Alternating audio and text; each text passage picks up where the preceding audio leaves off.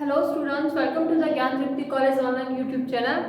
आज हम BSc second year की जो हमने कल यूनिट स्टार्ट कर रखी थी उसी को कंटिन्यू करेंगे। देखो, हमारी यूनिट थी, उसके अंदर हमने कल बॉटनी में क्या पढ़ा था। कल हमने उसके अंदर देखा था कि जो भ्रूण होता है, एम्ब्रियो होता है प्लांट्स में, वो कैसे बनता है और उसकी स्ट्रक्चर कैसे होती है और उसके कार्य क्या होते हैं। ठीक है, तो भ्रूण कितने टाइप्स के होते हैं वो हमने कल पढ़ लिया था। अब आज का जो हमारा टॉपिक है वो आपकी इस यूनिट का लास्ट टॉपिक है। ठीक है, और इस यूनिट का जो हमारा पूरी प्रोसेस थी उसके अंदर हमने क्या पढ़ना था, उसके अंदर हमने एम्ब्रियो के बारे में पढ़ना था कि जो एम्ब्रियो होता है, जो प्लांट होता है, उसमें एम्ब्रियो का निर्माण कैसे होता है। ठीक है, इस यूनिट का नेम ही था embryology in angiosperms.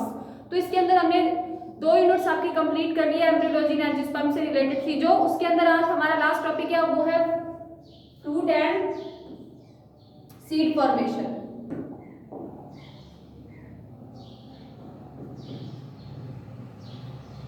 Fruit and seed formation. अब देखो, जो लास्ट स्टेज होती है रिप्रोडक्शन की, उसके अंदर क्या बनता है, रिप्रोडक्शन का जो सबसे लास्ट वाला जो प्रोडक्ट होता है वो होता है सीड। यानी कि सबसे लास्ट में जो भ्रूण से आगे जाके विकसित होकर जो बनेगा वो होगा सीड और फ्रूट। ठीक है, और ये दोनों बनते कैसे हैं, किससे बनते हैं, वो हमें देखने हैं। फल व बीज का निर्माण।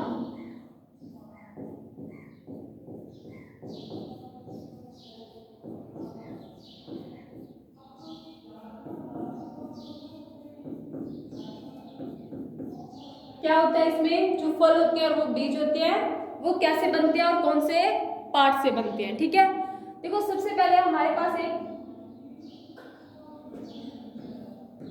जो फल होता है, देखो अंडाशय होता है। अंडाशय परिपक्व होकर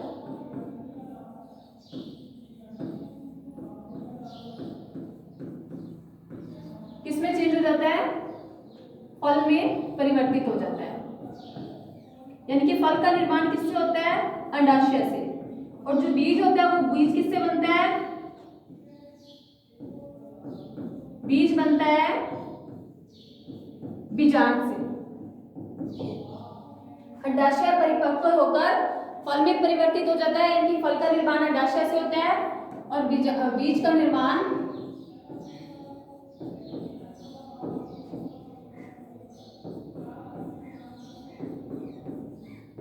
बीजांड से होता है। जो बीजांड होता है वो किसमें चेंज हो जाता है, बीज में चेंज हो जाता है। अब ये होता कैसे, देखो जो बीज होते हैं वो कितने प्रकार के होते हैं। सबसे पहले बीज के बारे में पढ़ते हैं अपने। बीज 2 प्रकार के होते हैं। कितने प्रकार के, 2 प्रकार के।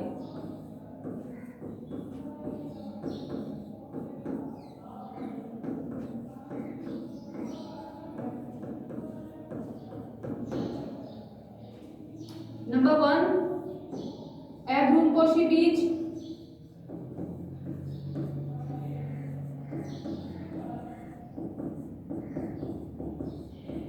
और नंबर 2 भ्रूणपोषी बीज।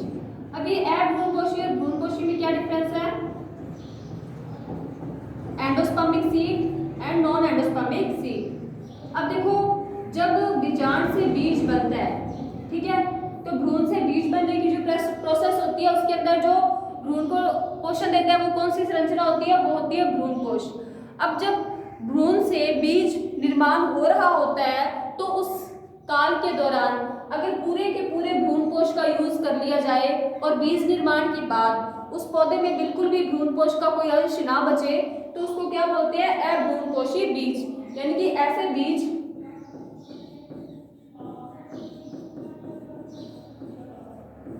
जिनमें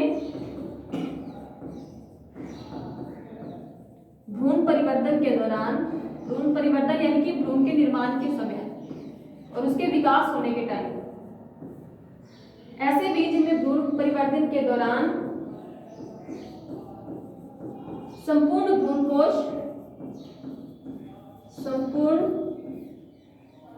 भ्रूणकोश उपयोग में ले लिया जाता है।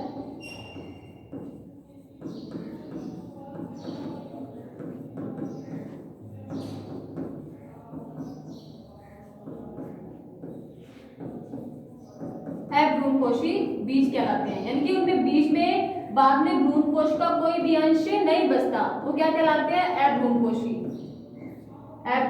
बीज कहलाते हैं। ठीक है, और ये ज्यादातर किसमें पाए जाते हैं? ज्यादातर जो डाइकोट प्लांट्स होते हैं, यानी कि जो द्विबीजपत्री पौधे होते हैं, उनके अंदर जो ज्यादा से ज्यादा बीज पाए जाते हैं वो किस टाइप के होते हैं? वो अभ्रूणपोषी बीज होते हैं। और उसके बाद है भ्रूणपोषी, ऐसे बीज जिनमें भ्रूण परिवर्तन के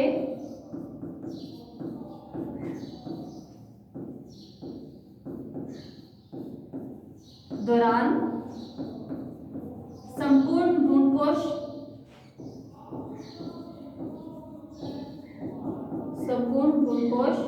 उपयोग में नहीं लिया जाता, संपूर्ण भ्रूणपोष उपयोग में नहीं लिया जाता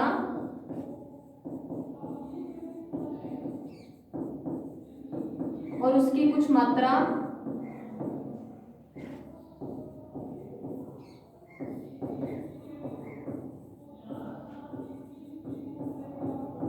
बीज में शेष रह जाती है, यानी कि बीज में जो भ्रूणपोष का कुछ भाग बचा हुआ रह जाएगा, उसे क्या बोलेंगे?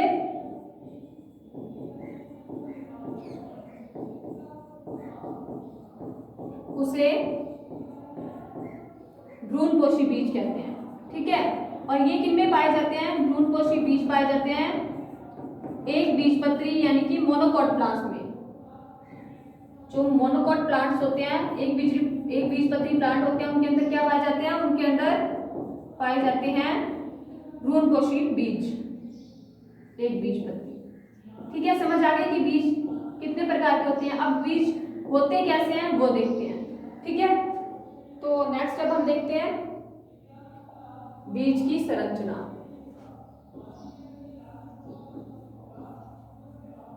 बीज की संरचना,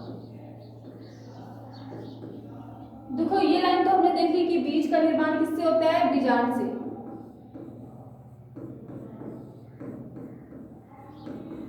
बीज का निर्माण बीजांड से होता है। अब बीजांड के अंदर कौन कौन से पार्ट होते हैं और वो किसमें चेंज हो जाते हैं वो देखते हैं। सबसे पहले हमें बीज के बारे में जानने से पहले बीजांड की स्ट्रक्चर के बारे में पढ़ना होगा, वो हमने पढ़ ली थी। अब उसके अंदर हम रिपीट कर लेते हैं कि कौन कौन से पार्ट होते हैं। सबसे पहले तो होता है, क्या होता है? अध्यावरण, अंत्य अध्यावरण और बाह्य अध्यावरण। दो अध्यावरण पाए जाते हैं किसके अंदर?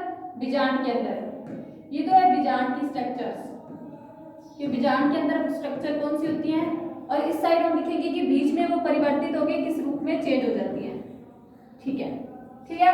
सबसे पहले हमारे पास अध्यावरण, उसके बाद आएगा हमारे पास बीजांड द्वार, बीजांड काय, अध्यावरण, उसके बाद है बीजांड काय, बीजांड काय,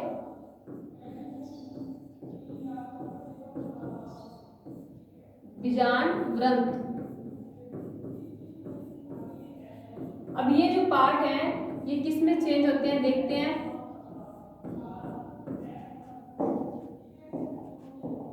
देखो जो अध्यावरण होते हैं, बीजांड के अंदर दो अध्यावरण पाए जाते हैं, अंत्य अध्यावरण, बाह्य अध्यावरण, इनर इंटेग्यूमेंट, आउटर इंटेग्यूमेंट। तो अध्यावरण होंगे वो किस में चेंज हो जाएंगे? वो हो जाएंगे बीज चोल में, यानी कि बीज के बाहर भी दो आवरण पाए जाते हैं, उनमें ये परिवर्तित हो जाएंगे। और ये बीज चोल के अंदर जो दो अध्यावरण होते हैं वो देखेंगे कौन से होते हैं।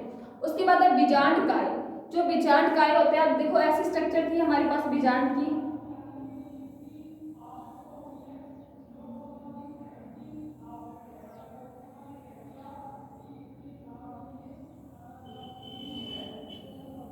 इस टाइप की स्ट्रक्चर थी बीजांड की। ये तो था भ्रूणकोश, ये पूरी स्ट्रक्चर थी भ्रूणकोश, और यहाँ पे थी बीजांड काय।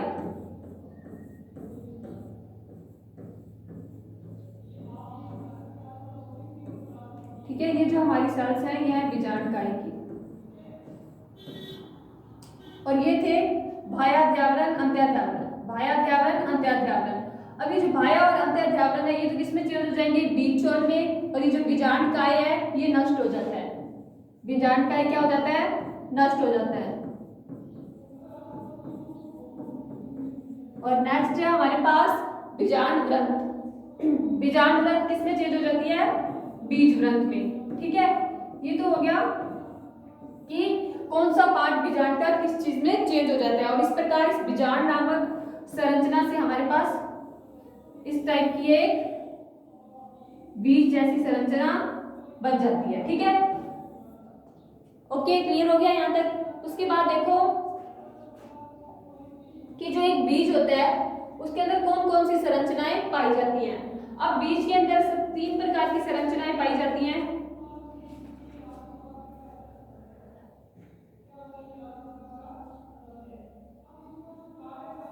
तो हम हेडिंग डालते हैं बीज में निम्न भाग होते हैं।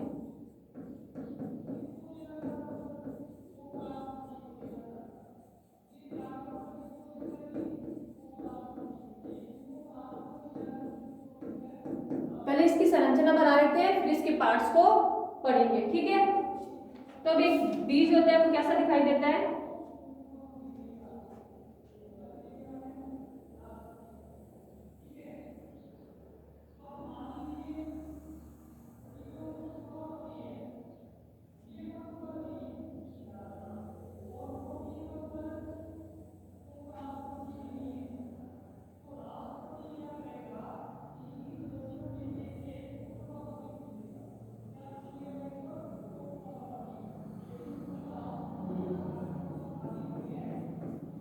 ये हम एक मक्के के बीज की संरचना बना रहे हैं, ये देखने के लिए कि बीज के अंदर कौन कौन से पार्ट पाए जाते हैं।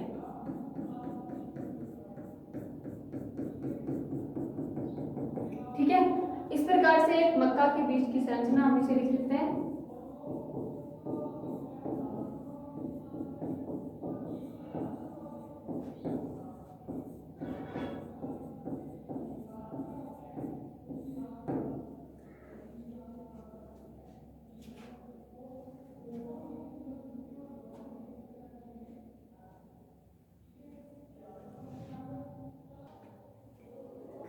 इस टाइप में हमारे पास यहाँ पे होगा एक स्ट्रक्चर,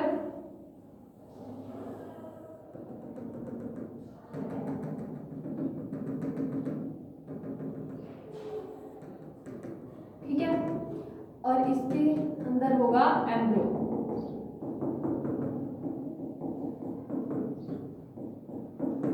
देखो ये तो बाहर वाली जो स्ट्रक्चर है ये तो हो गए बीजावरण या बीज चोल,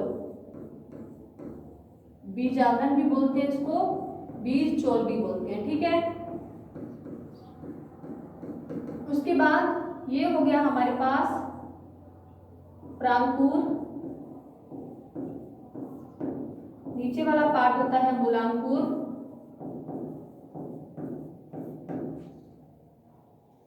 यहाँ पे होती है हमारे पास स्केटेलम। स्केटेलम को हिंदी में क्या बोलते हैं, देखो स्केटेलम को हिंदी में हम बोलेंगे बीज पत्र। क्या बोलेंगे, बीज पत्र। अब बीज पत्र के आधार पर भी बीज कितने प्रकार के होते हैं, 2 प्रकार के होते हैं, एक बीजपत्री और द्विबीजपत्री। ऐसे पादप जिनमें एक बीजपत्र पाया जाता है वो एक बीजपत्री, और जिनमें 2 पाए जाते हैं वो द्विबीजपत्री कहलाते हैं। ये होगी हमारे बीज की स्ट्रक्चर। इसके बाद हम इसके पार्ट्स के बारे में स्टडी करते हैं कि वो पार्ट्स कौन कौन से होते हैं और उनका काम क्या होता है। ठीक है, सबसे पहले पार्ट होते हैं बीज के अंदर बीजावरण। क्या होता है, बीज आवरण। उसके बाद होती है भ्रूणीयाक्ष,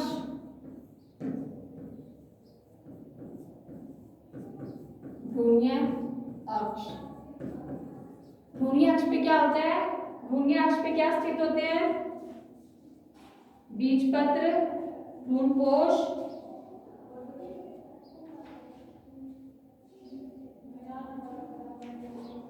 यहाँ पे हम लिखेंगे भ्रूण, भ्रूण के अंदर होती है भ्रूणीय अक्ष। ठीक है, भ्रूण। और नंबर 3 पे हमारे पास क्या होते हैं, भ्रूण के बाद बीजावरण और भ्रूण के बाद 3rd नंबर पे होते हैं हमारे पास बीज पत्र, जो भ्रूण के अंदर ही आते हैं। अब देखो बीजावरण को बोलते हैं सीड कोट, इसको बोलते हैं एम्ब्रियो।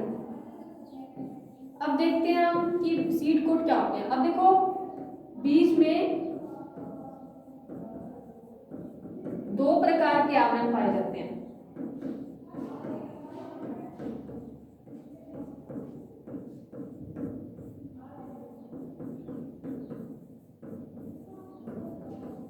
कौन कौन से?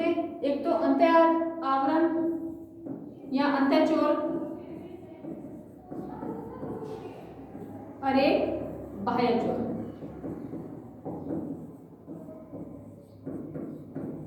अंत्यचोर को बोलते हैं टैगमैन और बाह्यचोर को बोलते हैं टेस्टा। क्या बोलते हैं? अंत्यचोर को बोलते हैं टैगमैन और बाह्यचोर को बोलते हैं टेस्टा। ठीक है, टेस्टा, टैगमैन।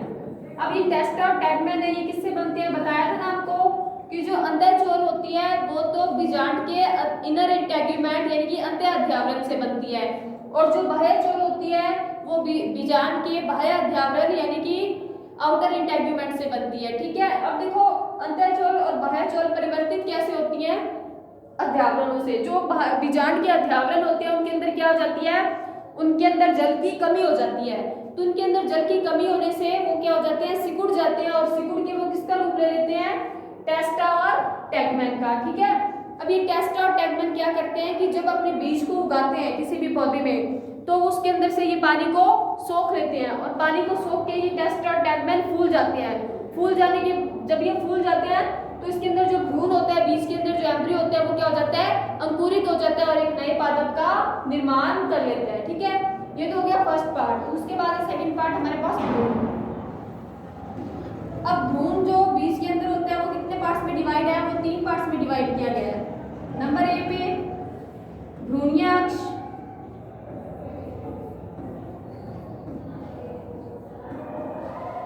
और नंबर बी पे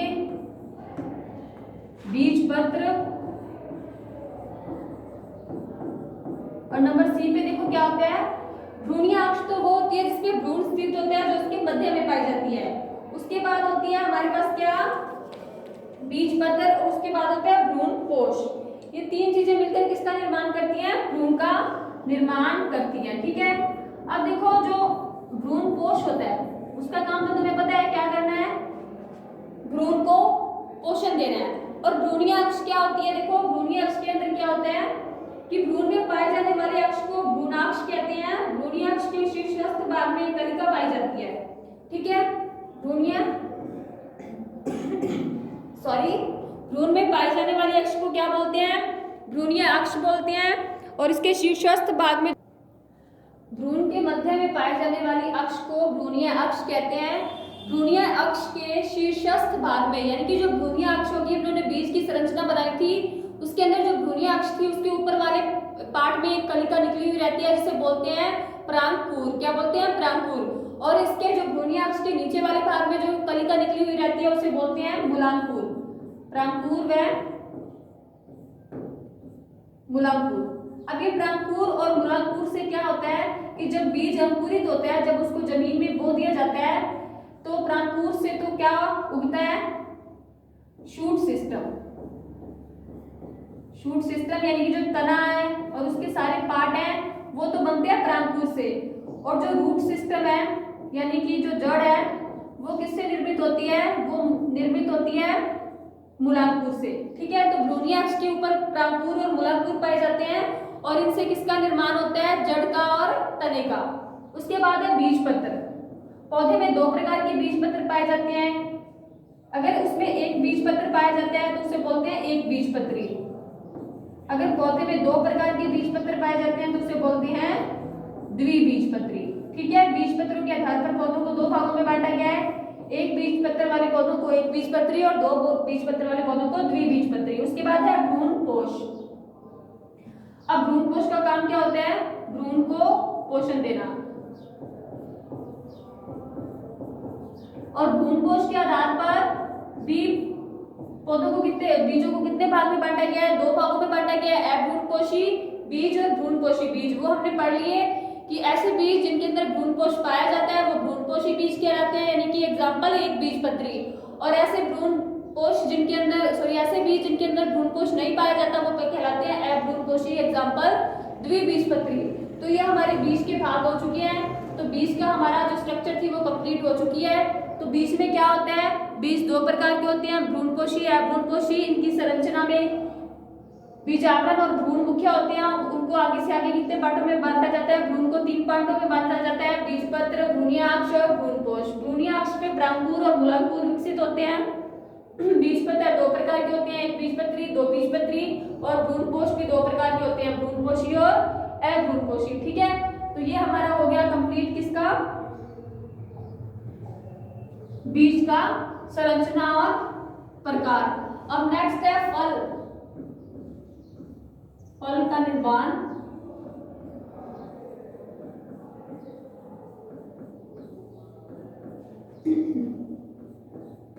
व उसके प्रकार।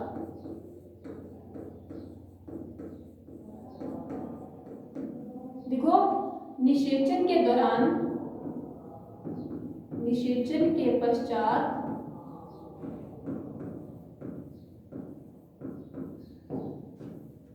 अंडाशय फल में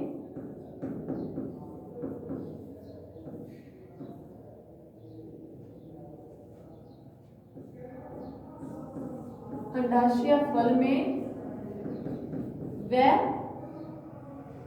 अंडाशय भित्ति फल भित्ति में परिवर्तित हो जाती है। किसमें परिवर्तित हो जाती है, अंडाशय की जो भित्ति होती है, अंडाशय भित्ति फल भित्ति में परिवर्तित हो जाती है। जो हम फल खाते हैं उनके ऊपर जो छिलका होता है उसको क्या बोलते हैं, उसको बोलते हैं फल भित्ति। और वो किससे बनती है, वो अंडाशय भित्ति से बनती है।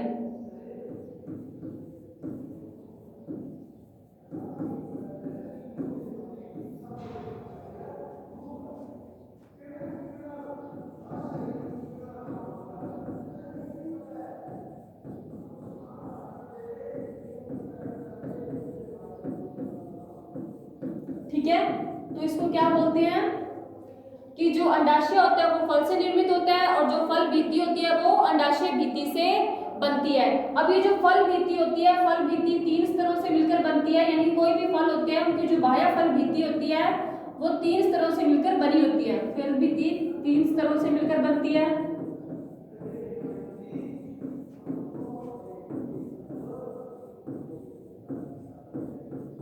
कौन कौन से 3 स्तर हैं,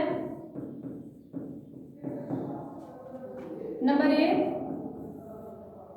epicarp, B mesocarp and C endocarp. अंतःफल भित्ति, बाह्य फल भित्ति और मध्य फल भित्ति। जो फल भित्ति होती है वो 3 स्तरों से मिलकर बनती है, बाह्य फल भित्ति, मध्य फल भित्ति और अंतःफल भित्ति। ठीक है, अब देखो ऐसे फल जो अंडाशय से निर्मित होते हैं वो क्या कहलाते हैं, सत्य फल। अब देखो फल 2 प्रकार के होते हैं,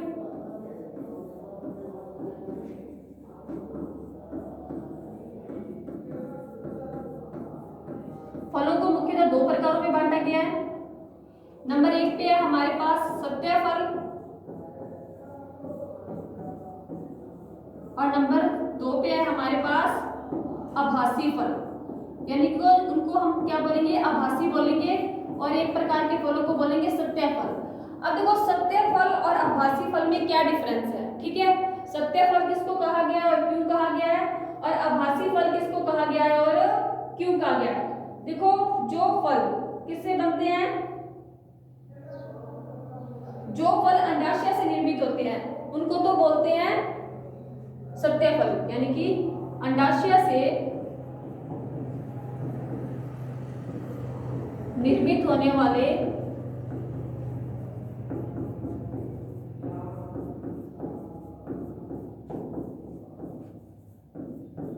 फलों को सत्य फल कहते हैं। सारे के सारे जो ऑलमोस्ट 80% फ्रूट्स होते हैं वो कैसे होते हैं, वो सत्य फल होते हैं। और आभासी फल कौन से होते हैं, देखो ऐसे फल जो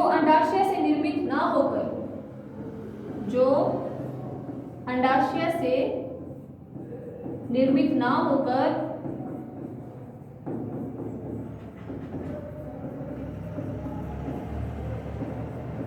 पादप के या पुष्प के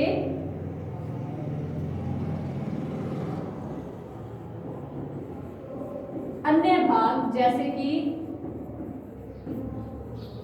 पुष्पासन, पुष्पवृंत, पुष्पासन, पुष्पवृंत आदि से बनते हैं, उन्हें क्या कहते हैं? आभासी फल कहते हैं। आदि से बनते हैं, आभासी फल कहलाते हैं। ठीक है, आभासी फल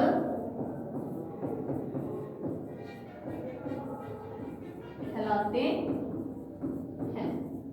ठीक है, अंडाशय से बनने वाले फल तो क्या हुए? सत्य फल। और आभासी फल जो अंडाशय से ना बनकर पुष्प के किसी अन्य भाग जैसे कि पुष्पासन या पुष्पवृंत से बनते हैं, उन्हें क्या बोलते हैं? आभासी फल बोलते हैं। अब आभासी फलों के एग्जांपल क्या होते हैं? देखो, सेब हो गया। सेब किससे बनता है? सेब अंडाशय से ना बनकर पुष्पासन से बनता है। अनानास हो गया, अनानास और नाशपाती, ये सब क्या है? ये सब आभासी फलों की श्रेणी में आते हैं, यानी कि इनका निर्माण अंडाशय से ना होकर पुष्प के किसी अन्य भाग से होता है। ठीक, उसके बाद देखो ये हमारे बीज और फल का निर्माण जो हमारा लास्ट टॉपिक था वो भी कंप्लीट हो चुका है। अब हमारे पास फल और बीज से रिलेटेड कुछ टर्मिनोलॉजी है, यानी कि कुछ परिभाषाएं हैं जो अक्सर एग्जाम में पूछ ली जाती हैं। वो परिभाषाएं कौन सी हैं उनके बारे में देखते हैं। कुछ वर्ड्स हैं हमारे पास, जैसे कि पहला हो गया अनिषेक,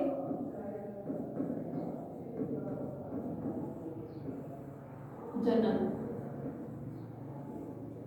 दूसरा है अनिषेक फलन। तीसरा है एरिल। फोर्थ है हमारे पास कैरेक्टर। उसके बाद है परिभ्रूण कोश। तो अब ये सब चीजें क्या है उनके बारे में हम थोड़ी सी जानकारी लेते हैं। देखो, सबसे पहले अनिषेक जनन, नाम से स्पष्ट हो रहा है अनिषेक, यानी कि ऐसा जनन जिसके अंदर निषेचन नहीं होता। अब निषेचन नहीं हुआ तो जनन कैसे हुआ? देखो, कुछ पादपों के अंदर क्या होता है, हम यहाँ नीचे लिख देते हैं अनिषेक जनन की डेफिनेशन।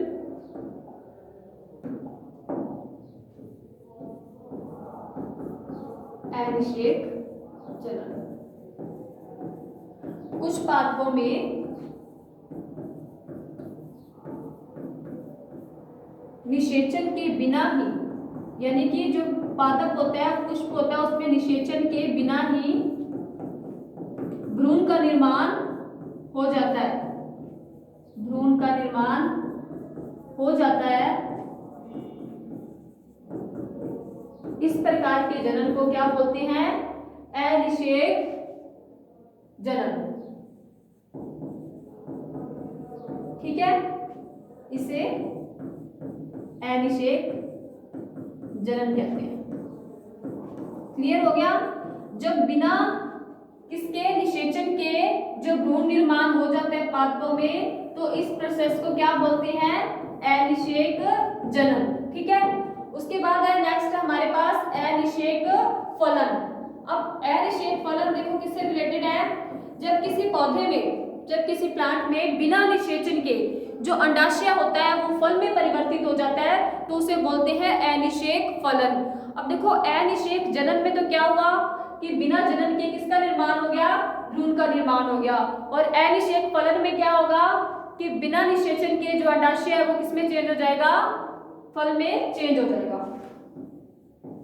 अनिषेक फलन।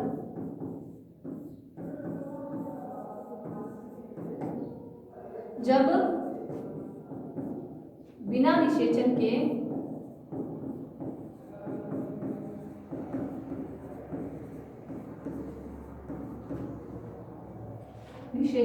जो क्या होता है, जब बिना निषेचन के अंडाशय फल में परिवर्तित हो जाता है।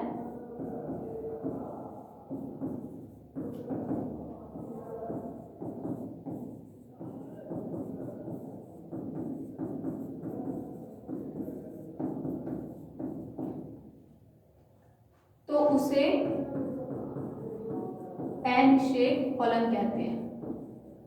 ठीक है, क्लियर हो गया अनिषेक फलन।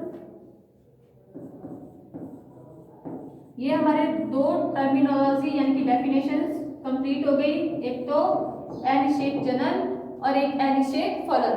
उसके बाद है हमारे पास थर्ड है जो वो है एरिल। देखो एरिल क्या होता है, मैंने आपको बताया था कि जो बीजांड के दो अध्यावरण होते हैं वो बीज के दो बीजचोल में परिवर्तित हो जाते हैं, टेस्टा में और टैगमैन में। लेकिन कभी कभी कुछ पादपों के अंदर या कुछ फलों के अंदर, बीजों के अंदर क्या होता है कि जो बीजांड का बाह्य अध्यावरण होता है वो बीज के ऊपर एक अतिरिक्त आवरण बना लेता है, उसे क्या बोलते हैं, उसे एरिल बोलते हैं। जब बाह्य अध्यावरण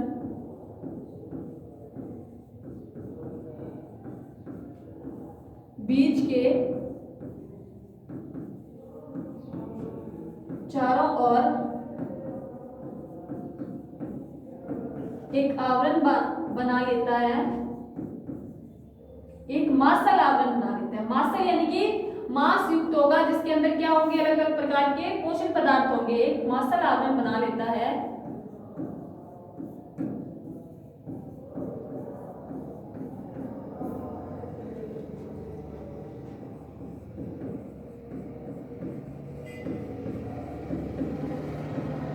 तो उस संरचना को क्या बोलते हैं, तो उस संरचना को एरिल बोलते हैं। क्या बोलते हैं, एरिल बोलते हैं। अब देखो जो लीची होती है, लीची हम खाते हैं, उसमें जो खाने योग्य पार्ट होता है सफेद रंग का, वो क्या है, वो एरिल है, यानी कि वो एक मांसल भाग है जो किससे बना है, वो अध्यावरण से बना है। अब लीची जो फल है उसका निर्माण किससे नहीं हुआ, उसका निर्माण अंडाशय से नहीं होकर किससे हो रहा है, अध्यावरण से हो रहा है। तो वो एक कैसा फल है, वो एक आभासी फल है। तो अब हमारे पास इसका एग्जाम्पल क्या है एरिल का, इसका एग्जाम्पल है हमारे पास लीची। ओके, उसके बाद नेक्स्ट है हमारे पास कैरेंकल। देखो कैरेंकल क्या होता है कि जब बीजांड द्वार के पास एक अतिरिक्त संरचना बन जाती है, जब बीज के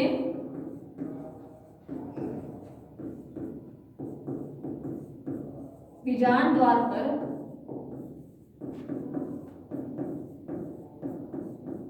एक अतिरिक्त संरचना बन जाती है,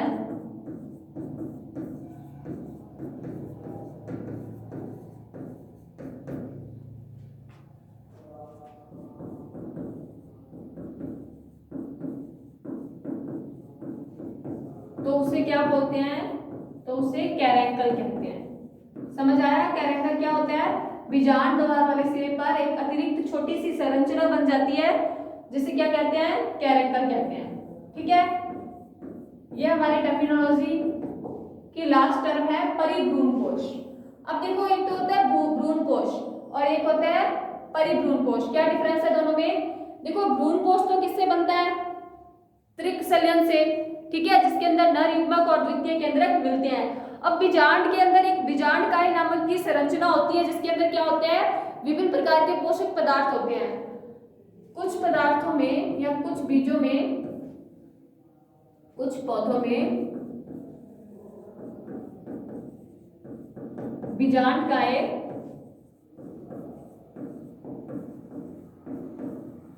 भ्रूणकोश के चारों ओर, जो भ्रूणकोश बना है, भ्रूणकोश के चारों ओर एक संरचना बना लेता है